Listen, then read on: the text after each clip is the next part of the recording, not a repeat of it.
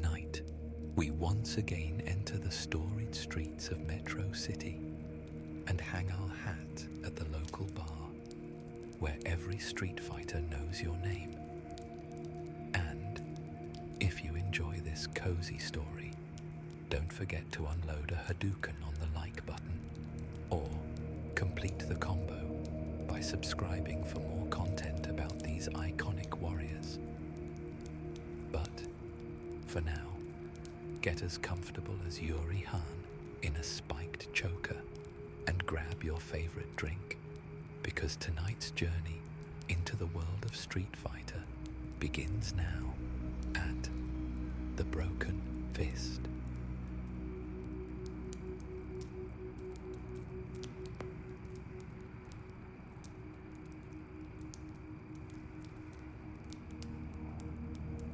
The neon sign outside the Broken Fist had been flickering for 3 weeks, casting intermittent red light across the cracked sidewalk of Metro City's Riverside district. Most bar owners would have fixed it by now, but Tommy "Dizzy" DiMartino had grown fond of the erratic pulse. It reminded him of his old fighting days, unpredictable timing that kept opponents guessing. Tommy wiped down the mahogany bar with practiced efficiency, his stocky frame gliding smoothly across the polished surface, as if he were still performing the intricate footwork of his boxing days.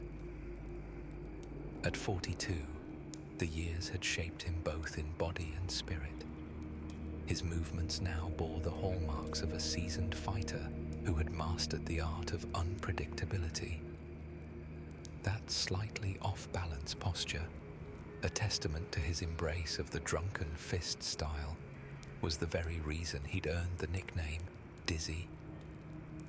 It was a style that relied on feigned clumsiness and erratic motion to disorient opponents, making them second-guess their every move. However, those days were over for Tommy. The Broken Fist was his domain now, a neighborhood watering hole where street fighters, construction workers, and office clerks could come together to share stories over drinks, without fear of someone throwing a punch, usually. "Dizzy, the beer cooler's making that noise again," called Sarah from behind the bar, her military-trained efficiency evident as she restocked bottles. She'd been his assistant manager for 2 years, and Tommy had learned to trust her instincts about everything from inventory to troublemakers. "Same noise as yesterday?" Tommy asked, not pausing in his cleaning routine. "Worse, like a dying walrus with asthma." Tommy chuckled, the sound warm and infectious. "I'll take a look after the dinner rush." "Roberto's not burning anything back there, is he?" From the kitchen came the cook's indignant voice. "I heard that. And for your information, that smell is charred perfection."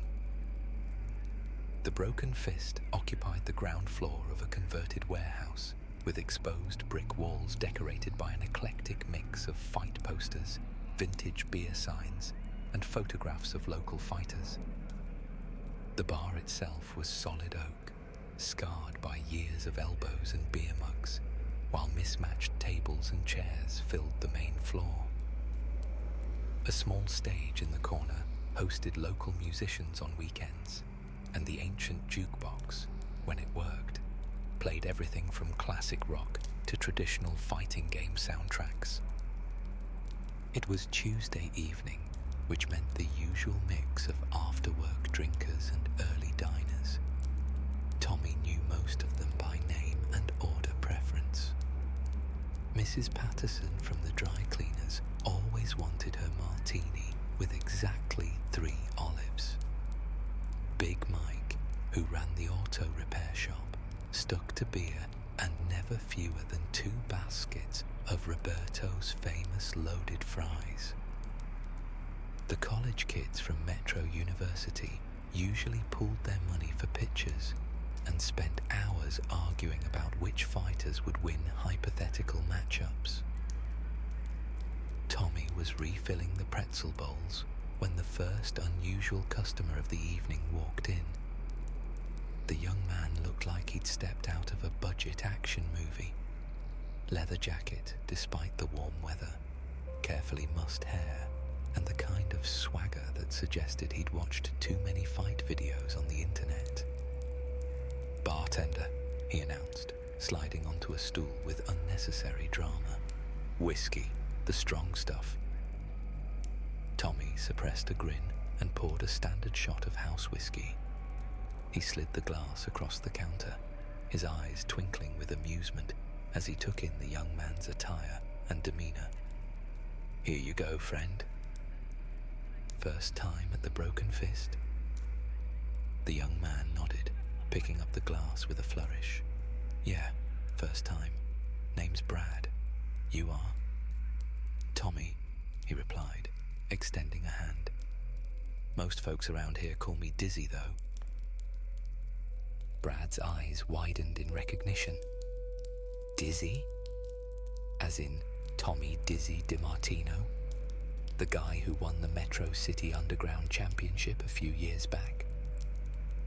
Tommy chuckled, running a hand through his hair. "Well, more than a few years back. Though, I gotta say, it's been a minute since I've heard someone bring that up." He leaned against the counter, genuinely curious. "So, Brad, what brings you to Metro City? You in town for business or pleasure?" Brad took a sip of his whiskey, his eyes scanning the bar before settling back on Tommy. "A bit of both, I guess you could say. I'm in the business of opportunity, knowing the right people, being in the right places, that sort of thing." "That right?" Tommy set the glass down, recognizing the type. Metro City attracted wannabe fighters like a magnet, young men convinced they could make their fortune in the underground circuits. Brad leaned in, a gleam in his eye. "Let's just say I've got a nose for where the money's at. And right now, there's a particular opportunity that's got my full attention." Tommy crossed his arms, a small smile playing on his lips. "Well, Brad, you've certainly piqued my interest. What kind of opportunity are we talking about here?" Brad downed the whiskey in one gulp and slammed the glass down. "You hear about the bounty? Which bounty would that be?" "Ken Masters, man, the corporate pretty boy. Word is SIN put $1 million price on his head. $1 million. Brad's eyes brimmed with possibility. Tommy continued cleaning glasses, keeping his expression neutral. "That's a lot of money." "Damn right it is. And you know what? I bet half these so-called professional bounty hunters are going to overlook the obvious approach." Brad leaned forward conspiratorially. "They're going to try to track him down at his fancy hotels or corporate offices. But me, I know better." "How's that?" "Masters is a fighter, right? So where's he going to go when he needs to lay low? Fighter bars. Places like this one." Brad gestured around the Broken Fist with the confidence of someone who'd solved a puzzle. "I'm going to stake out every fight club and boxer bar in Metro City. When he shows up, boom, payday." Tommy set down his cleaning rag and leaned against the bar. "Brad, can I ask you something?" "Sure, shoot." "You ever actually been in a fight? Real fight? Not just sparring at the gym?" Brad's swagger faltered slightly. "I've had my share of scraps." "Uh-huh. And how'd those go for you?" "Look, I know what you're thinking, but I'm thinking," Tommy interrupted gently, "that Ken Masters has been fighting professionally since before you could legally drink. I'm thinking he's won major tournaments against people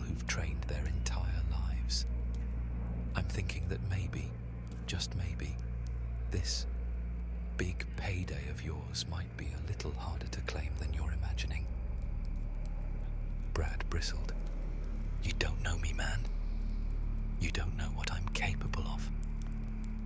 Tommy studied the young man's face, the eager determination mixed with barely concealed desperation.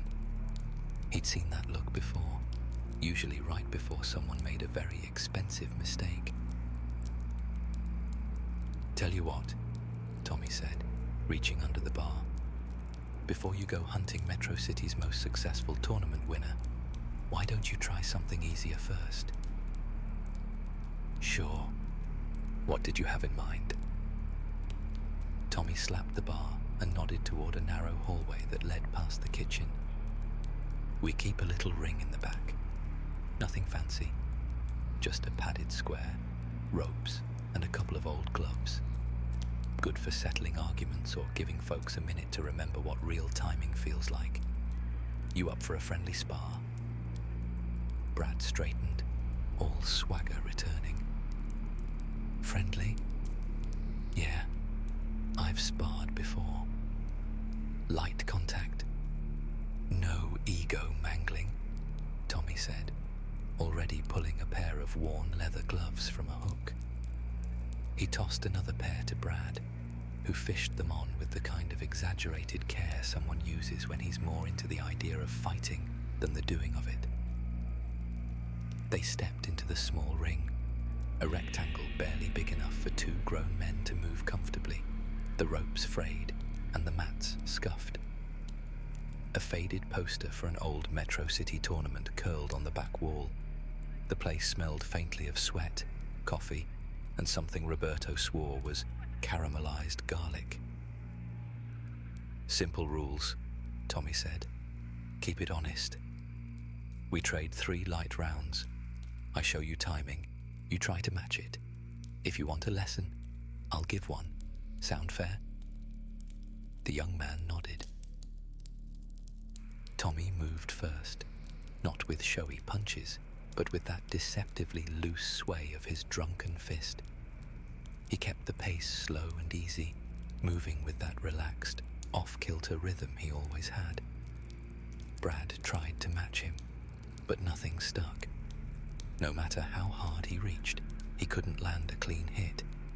Tommy's timing and subtle redirection left him just a fraction late, breathless and more startled than bruised. It wasn't a brutal thing, just the quiet, unglamorous truth of being outclassed. Tommy's point was simple. If Brad couldn't connect with a light, friendly spar against an ex-fighter who was taking it easy, he wasn't ready for Ken Masters. Brad pulled his glove off, smoothing his jacket over his shoulders. This doesn't prove anything, he muttered, stubborn even in defeat. Tommy handed him a towel with a grin. Doesn't prove anything, he agreed. Just thought you might find it enlightening, but anyway, good luck with the bounty. After Brad left, Sarah emerged from the storage room with an armload of napkin dispensers. Let me guess, another Ken Masters bounty hunter? How'd you know? 3rd one today, word spreading fast. She began refilling the dispensers with efficient movements. You think any of them actually have a chance? Tommy's laugh was warm and genuine. About the same chance as Roberto has of admitting he burns the garlic bread. I heard that, came the cook's voice from the kitchen. And it's not burned, it's caramelized. The dinner crowd began filtering in around 6, bringing the comfortable chaos that Tommy had grown to love. Conversations flowed between tables as regulars caught up on neighborhood gossip, while the newer customers marveled at the fight memorabilia covering the walls. Tommy moved through it all with practiced ease, part bartender, part host, part therapist for anyone who needed an ear. He was in the middle of mixing a complicated cocktail order when the second would-be bounty hunter arrived. This one was different from Brad. Older, maybe 35, with the kind of muscle definition that came from serious gym time. Marcus Reed had been coming to the Broken Fist for about 6 months, usually ordering protein shakes and grilled chicken while studying fighting videos on his tablet. "Tommy," Marcus greeted, his voice carrying the artificial enthusiasm of someone trying to convince himself of something. "My man, hit me with the usual, but make it a double protein shake tonight. I'm gonna need the energy." Tommy began assembling the shake: whey protein, banana, almond milk, and a shot of espresso that Marcus insisted improved his reaction time. "Big workout planned?" "Bigger than a workout, brother. Tonight's the night I change my life." Marcus flexed unconsciously, admiring his reflection in the mirror behind the bar. "You hear about the Ken Masters situation? Might have come up in conversation," Tommy replied diplomatically. $1 million, Tommy. $1 million for bringing in a guy who probably spends more time at the salon than the gym. Marcus accepted his shake and took a long pull. "I've been planning this for days.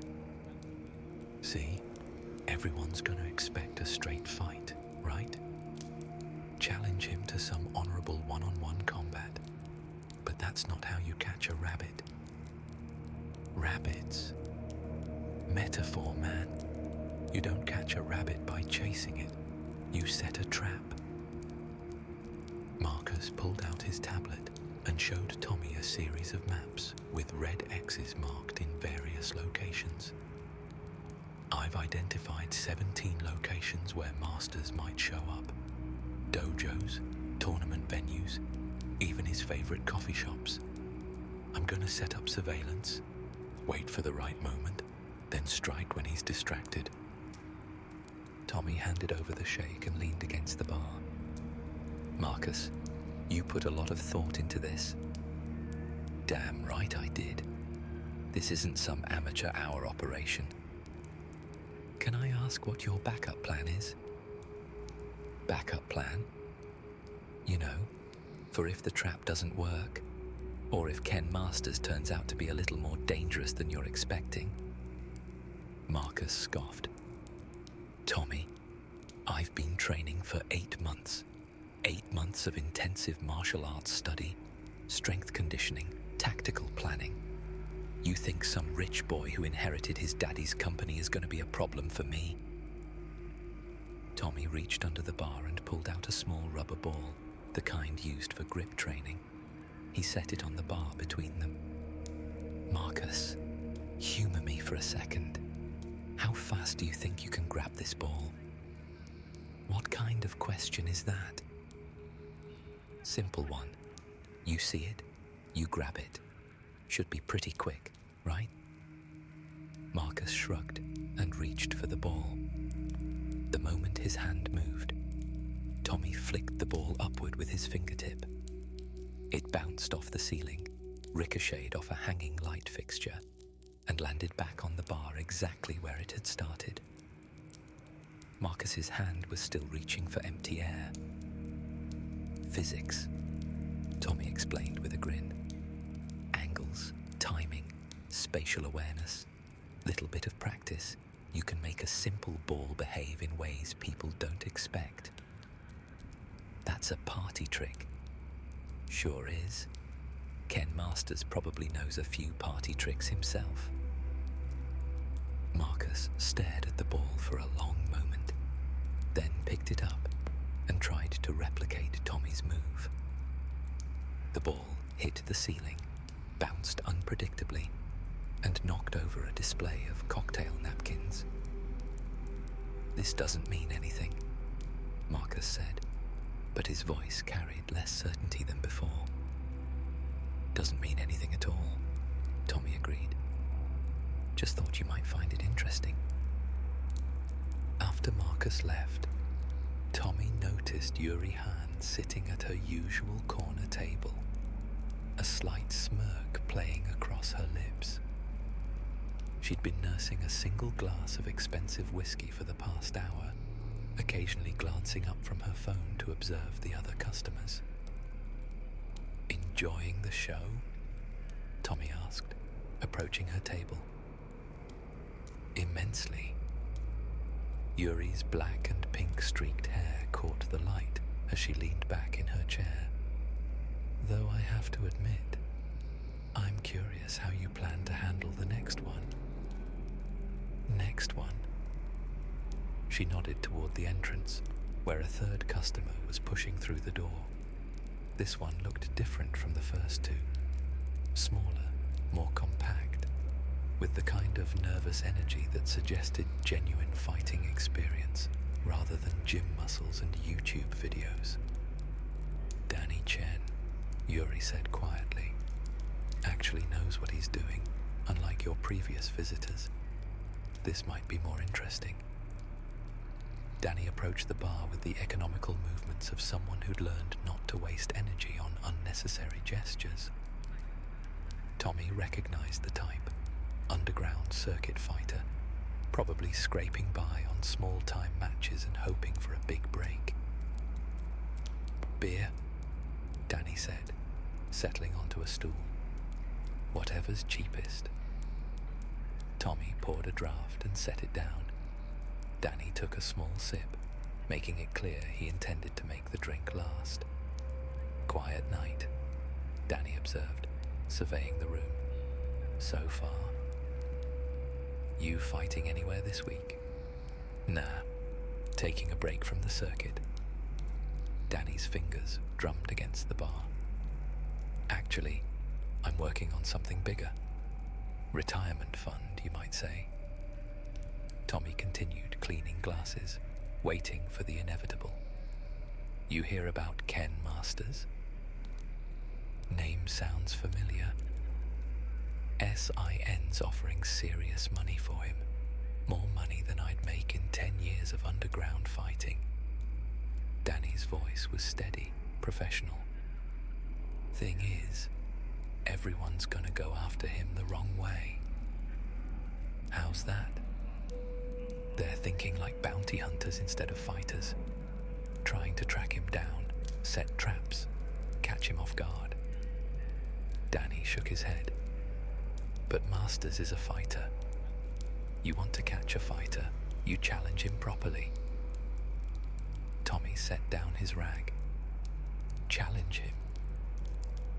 "Public challenge. Traditional rules, honorable combat. Masters has a reputation. He won't back down from a legitimate challenge, especially if it's issued correctly."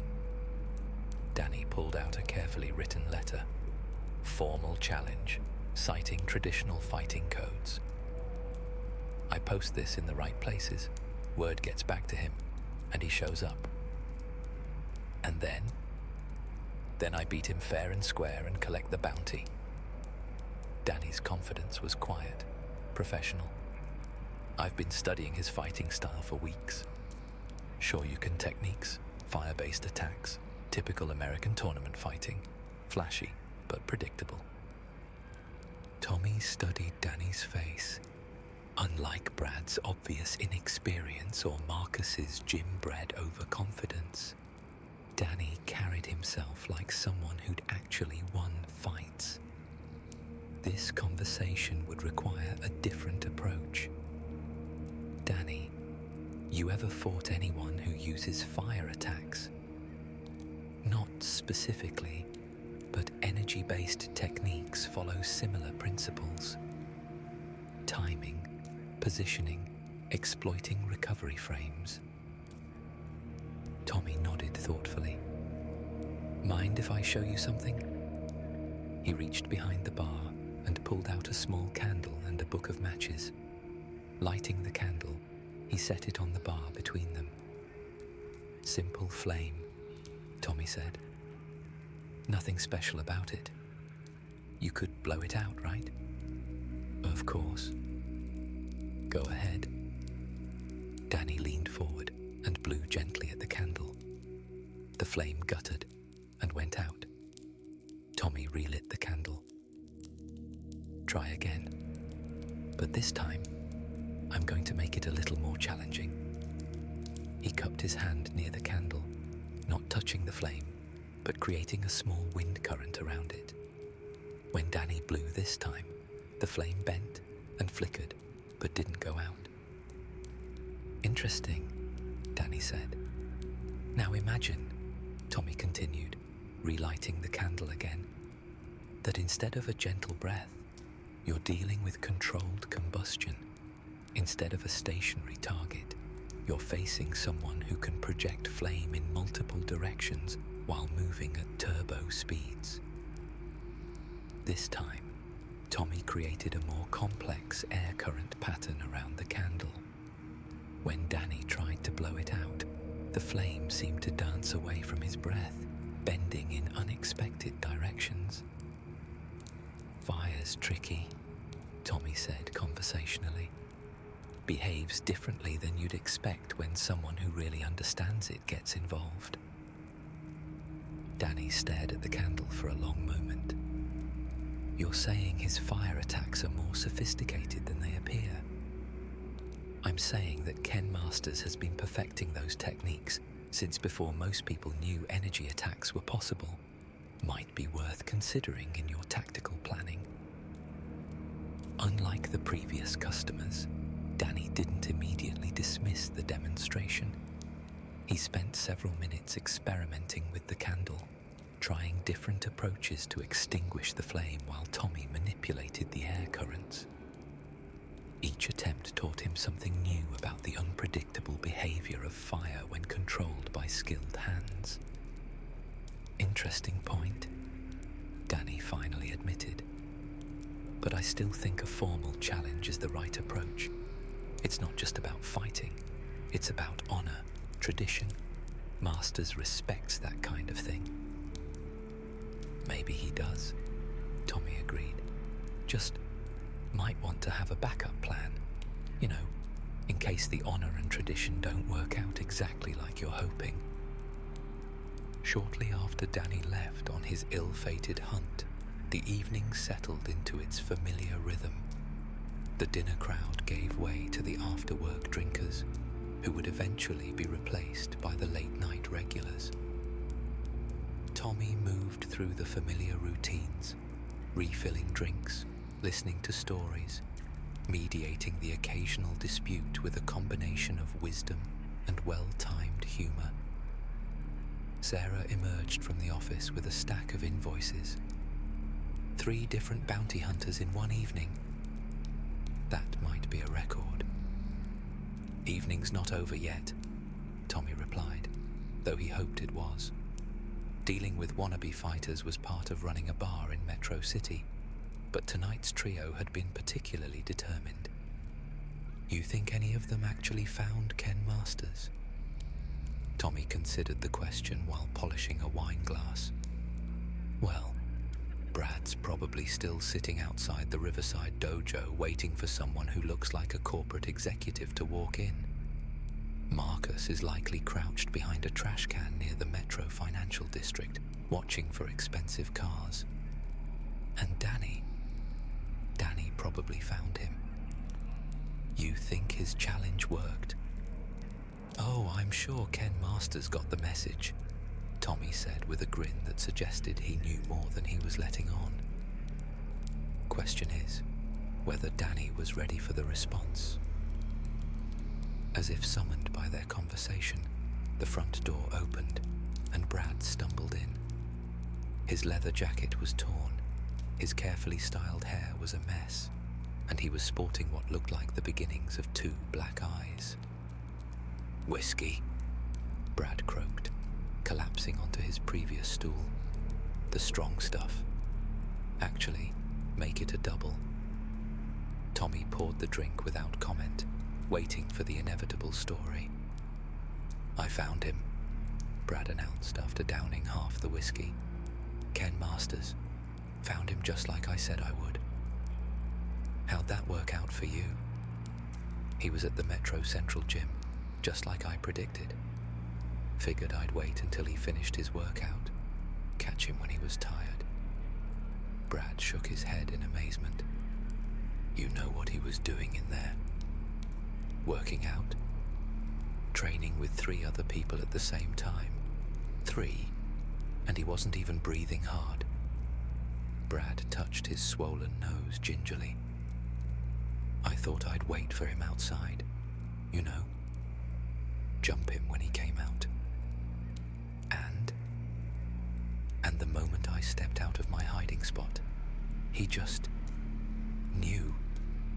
Didn't even turn around, just said, "You must be here about the bounty." Brad laughed bitterly. Guy didn't even seem annoyed about it. Tommy refilled the whiskey glass. What happened next? I told him I was bringing him in. Figured I'd at least try the direct approach before things got physical. Brad shook his head again. You know what he said? What? He said, "I appreciate the straightforward approach, but I'm going to have to decline." Then he asked if I wanted to do this the easy way or the hard way. Which did you choose? I went for the hard way, obviously. Figured I didn't come this far to back down. Brad's expression grew distant, reliving the encounter. I've never seen anything like it, Dizzy. 1 second I was throwing what I thought was a perfect right hook.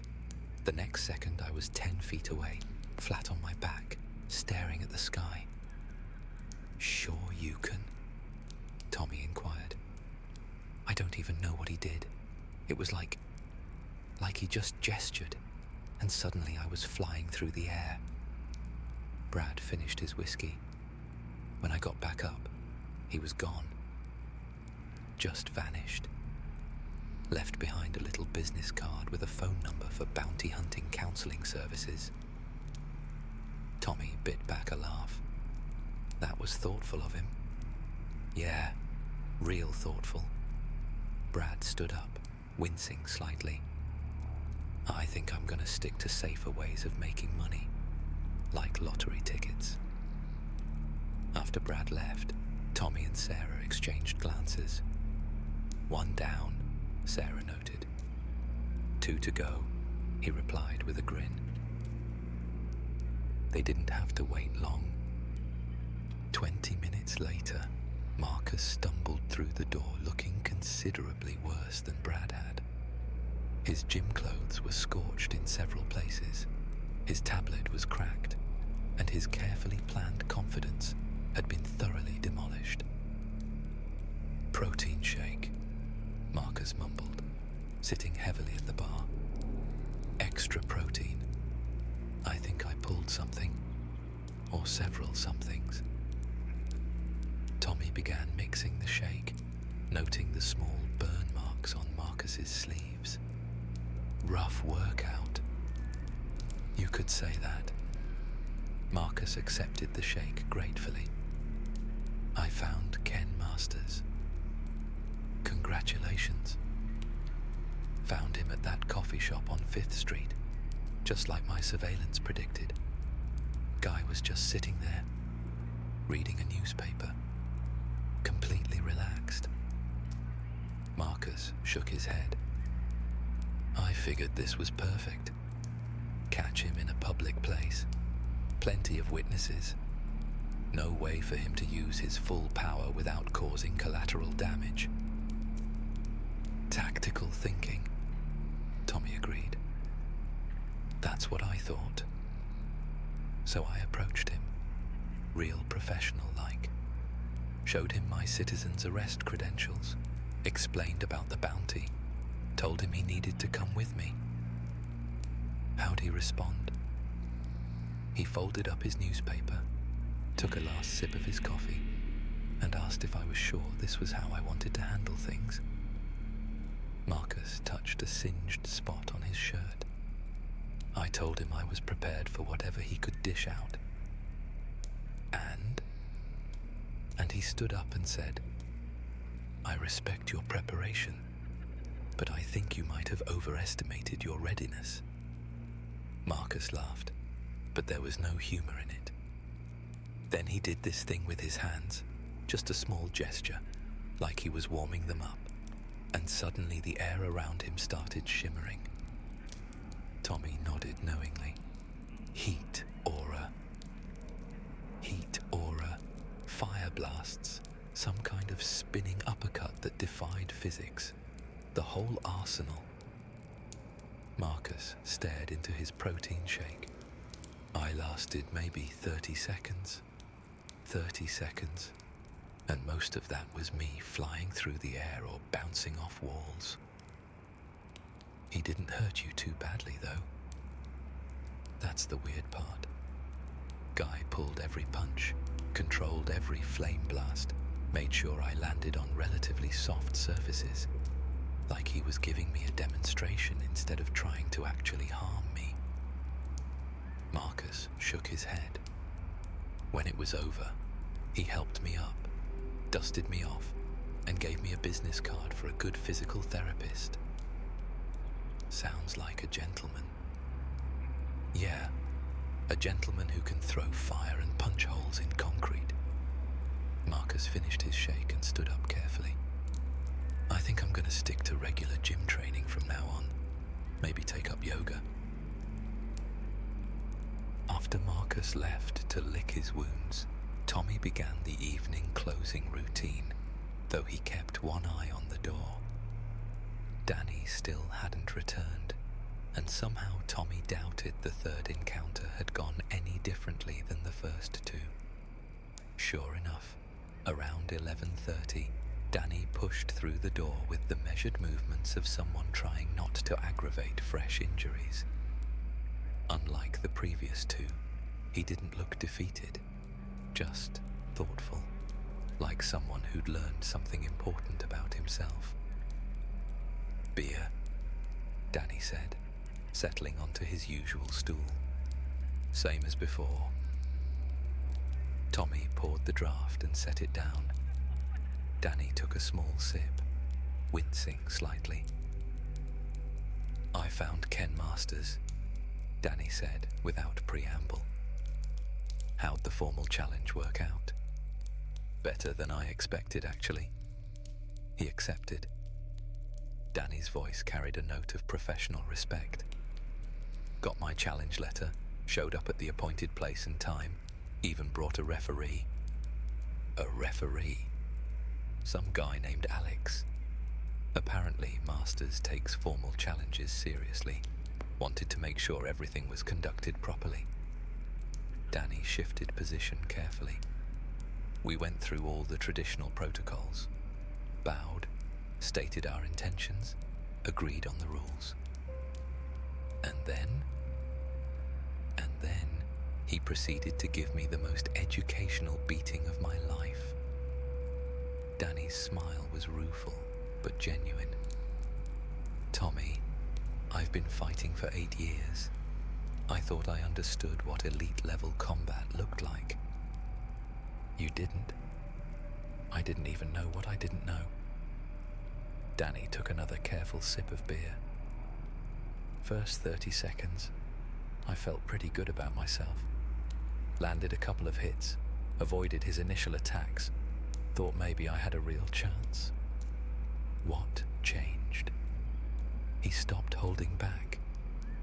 Danny's expression grew distant. It was like watching someone shift from first gear into overdrive. Suddenly, every movement was faster. Every technique was more precise. Every counter was perfectly timed. Shoryuken, Hadouken, some kind of spinning kick that hit me from 3 different angles simultaneously. Danny shook his head in amazement. But here's the thing. Even when he was dominating the fight, he was teaching me, pointing out openings in my defense, explaining why certain techniques weren't working, showing me better positioning. Sounds like a good teacher. Best I've ever encountered. When it was over, he helped me up, complimented my fundamental techniques, and suggested some training exercises that might help me improve. Danny pulled out a business card, even gave me contact information for a legitimate martial arts instructor who might be interested in working with serious students. Tommy glanced at the card. It was printed on quality paper with elegant typography, listing a dojo in the upscale part of Metro City. "You going to follow up on that?" Tommy asked. "Definitely. After tonight, I know I've got a lot to learn." Danny finished his beer and stood up. "Thanks for the demonstration with the candle, by the way. Helped me realize that energy attacks are more complex than they appear. Glad it was useful." It was. Made me approach the fight with more respect for his techniques. Probably why I lasted as long as I did.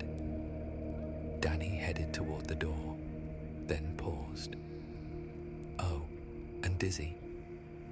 "Yeah?" "Ken Masters says hi. Apparently he knows you from the old tournament circuit." After Danny left, Tommy finished the closing routine with a satisfied smile. Sarah emerged from the office with the evening's receipts and a knowing look. "Let me guess," she said. "Ken Masters handled all three of them without breaking a sweat." Without breaking a sweat, without causing permanent damage, and apparently while providing career counseling and educational resources. Tommy turned off the main lights, leaving only the emergency lighting and the flickering neon sign outside. Got to admire his professionalism. "You think the bounty hunters will spread the word? Maybe discourage others from trying?" Tommy considered the question as he locked the register. "Brad will probably tell everyone who'll listen about the mysterious fighter who can make people fly through the air with a gesture. Marcus will go back to his gym and regale his workout buddies with stories about fire attacks and impossible acrobatics. And Danny will probably become a better fighter because of tonight. Might even thank Ken Masters for the lesson someday." They walked toward the front door, Tommy turning off lights as they went. The broken fist settled into quiet darkness, ready for another day of stories, drinks, and the occasional amateur bounty hunter who thought they could change their life with one big score. "You think Ken Masters will actually stick around Metro City?" Sarah asked as he locked the front door. "For a while, probably. Guy's got to lay low somewhere, and Metro City's got good fighters, good training facilities, and apparently good bars for dealing with over-eager bounty hunters." Tommy grinned as they walked toward their cars. "Besides, I get the feeling he's enjoying the challenge. Not the bounty hunters themselves, that's probably more annoying than dangerous, but the chance to educate people about what real fighting looks like." "Educational beatings," she mused. "Educational beatings," Tommy confirmed, "with career counseling and networking opportunities." As they reached their cars, Sarah paused. "Think we'll see more bounty hunters tomorrow?" Tommy looked back at the broken fist, its flickering neon sign casting erratic shadows on the sidewalk. Somewhere out there, Ken Masters was probably finding a place to rest for the night, secure in the knowledge that his impromptu teaching sessions had discouraged at least 3 potential problems. Tomorrow would bring new customers, new stories, and quite possibly new amateur fighters convinced they could succeed where others had failed. "Probably," Tommy said with a chuckle. "But hey, it's good for business. Nothing brings people together like shared stories about getting thoroughly outclassed by a professional." As he drove home through the quiet streets of Metro City, Tommy reflected on the evening's events. Running a bar in a city full of fighters meant dealing with all kinds of dreams and delusions, but nights like this reminded him why he loved the job. Everyone deserved a chance to learn something about themselves, even if the lesson came in the form of a respectful but decisive defeat. Tomorrow, the broken fist would open its doors again, ready for whatever combination of regulars, newcomers, and aspiring bounty hunters might walk through. And somewhere in Metro City, Ken Masters would probably be preparing for another day of educational encounters with people who thought $1 million bounty was easier money than it appeared. Tommy's last thought before entering his modest home was wondering if he should start keeping a first aid kit behind the bar, just in case future bounty hunters were less fortunate than tonight's trio. Then again, knowing Ken Masters' reputation for precision and restraint, the biggest injuries would probably be to pride rather than anything requiring medical attention. Ah, Tommy mused with a sigh. Just another night at the Broken Fist.